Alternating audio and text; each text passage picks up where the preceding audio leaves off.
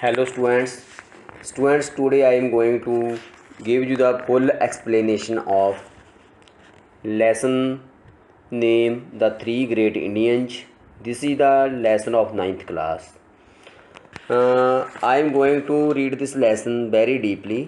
Try to understand this. बेटा ਜਿਹੜੀ ਇਹ ਕਹਾਣੀ ਹੈ थ्री ग्रेट इंडियन की कहानी है। सब तो पहला श्री सतगुरु राम सिंह जी, तो इस तो बाद बेटा लक्ष्मी बाई, तो इस तो बाद ऊधम सिंह। मैं बेटा पढ़ रहा तुहानू ये ध्यान। The historic period of 19th and 20th centuries witnessed the rise of many a great men in India who not only started a campaign against the social evils prevailing in the country। 19ਵੀਂ ਅਤੇ 20ਵੀਂ ਸਦੀ ਦੇ ਇਤਿਹਾਸ ਯੁੱਗ ਨੇ ਭਾਰਤ ਵਿੱਚ ਅਜਿਹੇ ਕਈ ਮਹਾਨ ਵਿਅਕਤੀਆਂ ਦਾ ਪ੍ਰਗਟ ਹੋਣਾ ਦੇਖਿਆ ਹੈ।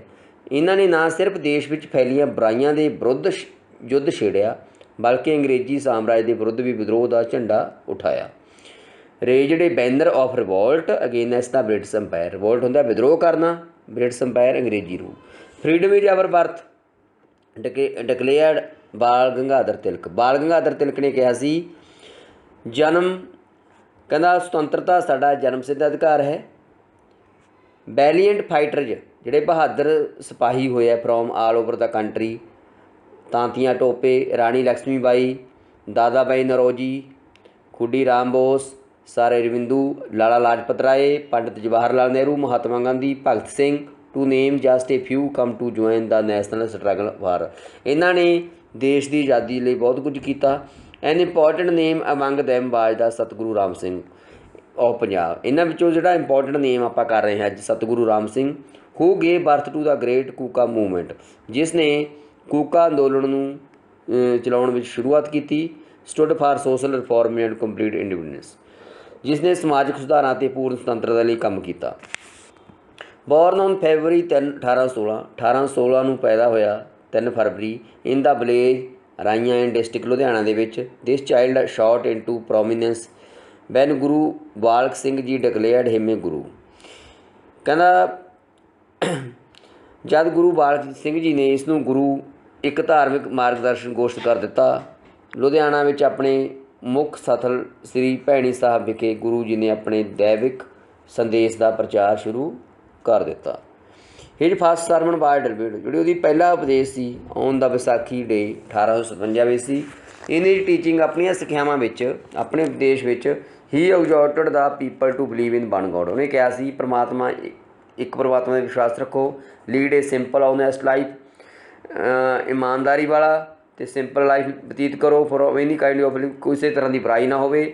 To help the poor and the needy, ਗਰੀਬਾਂ ਅਤੇ ਲੋੜਵੰਦਾਂ ਦੀ ਸਹਾਇਤਾ ਕਰੋ। To work for the freedom of our country, thousands became his followers, ਹਜ਼ਾਰਾਂ ਦੀ ਗਿਣਤੀ ਵਿੱਚ ਉਹਦੇ ਕੀ ਬਣ ਗਏ, ਭਗਤ ਬਣ ਗਏ, ਇੰਜੋਈ ਬਣ ਗਏ। And folk to discourse even every today he strongly opposed child marriage.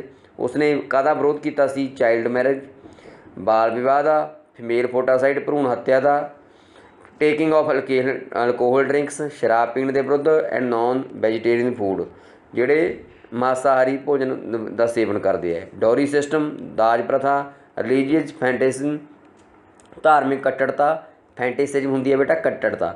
ਕਾਓਸ laughter, ਗਊ ਹੱਤਿਆ ਐਂਡ ਕਾਸਟਿਸਿਜ਼ਮ, ਜਾਤੀਵਾਦ ਦਾ ਵਿਰੋਧ ਕੀਤਾ। He encouraged people to live like brother, ਜਿਹੜੇ ਲੋਕਾਂ ਨੂੰ ਮਤਲਬ ਭਰਾਵਾਂ ਵਾਂਗ ਰਹਿਣ ਲਈ ਪ੍ਰੇਰਿਤ ਕੀਤਾ, ਹੌਸਲਾ ਦਿੱਤਾ। And fight for the freedom of their country from the British, ਅਤੇ ਆਪਣੇ ਦੇਸ਼ ਦੇ ਲਈ ਆਜ਼ਾਦੀ ਲਈ ਲੜੇ।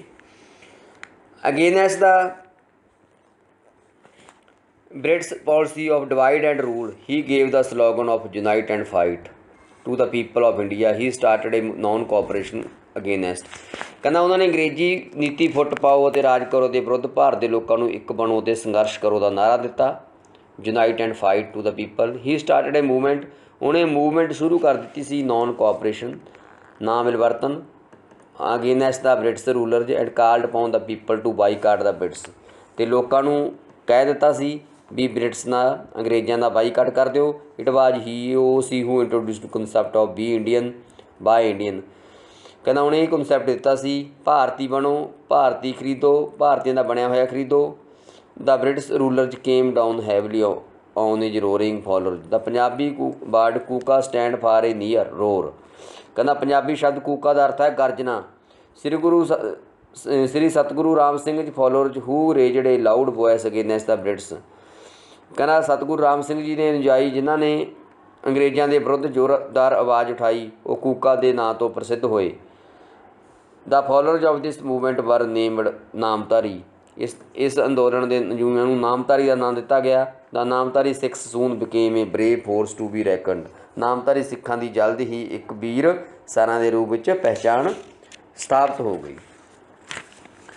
द ब्रिटिश रूलर्स कुड भी not tolerate the rise of such.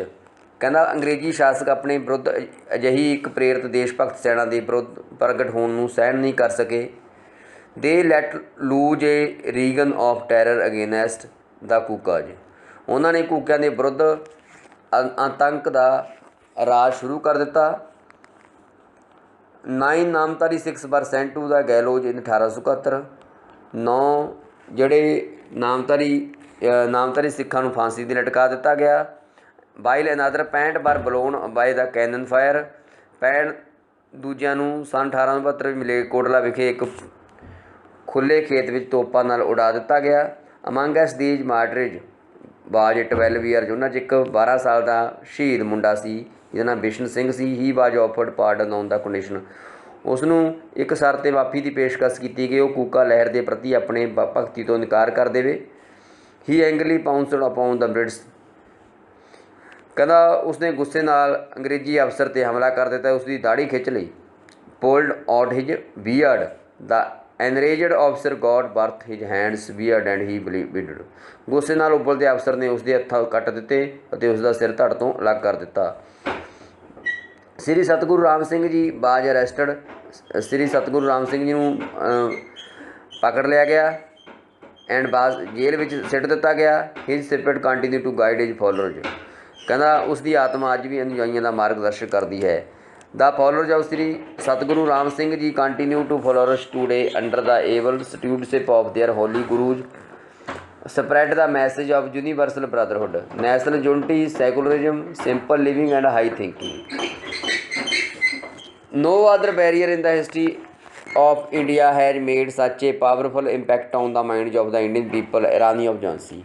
Bharat ਦੇ ਇਤਿਹਾਸ ਵਿੱਚ ਕਿਸੇ ਹੋਰ ਵੀਰਾਂਗਨਾ ਨੇ ਭਾਰਤੀ ਲੋਕਾਂ ਦੇ ਦਿਲਾਂ ਵਿੱਚ ਅਜਿਹਾ ਸ਼ਕਤੀਸ਼ਾਲੀ ਪ੍ਰਭਾਵ ਨਹੀਂ ਛੱਡਿਆ ਜਿੰਨਾ ਕਿ ਝਾਂਸੀ ਦੀ ਰਾਣੀ ਨੇ ਕੀਤਾ ਸੀ। His heroic battle against the British has become the subject of many folk song. ਕਹਿੰਦਾ ਅਨੇਕਾਂ ਲੋਕ ਗੀਤ ਤੇ ਲੋਕ ਕਥਾਵਾਂ ਉਸ ਦਾ ਵਿਸ਼ਾ ਬਣ ਗਏ। ਆਪਣੇ ਦੇਸ਼ ਦੀ ਸੁਤੰਤਰਤਾ ਦੇ ਲਈ ਇੱਕ ਯੋਧਾ ਦੇ ਰੂਪ ਵਿੱਚ ਉਸ ਦੀ ਅਜਿੱਤ ਆਤਮ ਸ਼ਕਤੀ ਦੀ ਪ੍ਰਸ਼ੰਸਾ ਇੱਥੇ ਤੱਕ ਕਿ उसके दुश्मन ने भी की। राणी लक्ष्मी बाई अपने देश की खातर वीरतापूर्वक युद्ध करती हुई मौत को प्राप्त हो गई।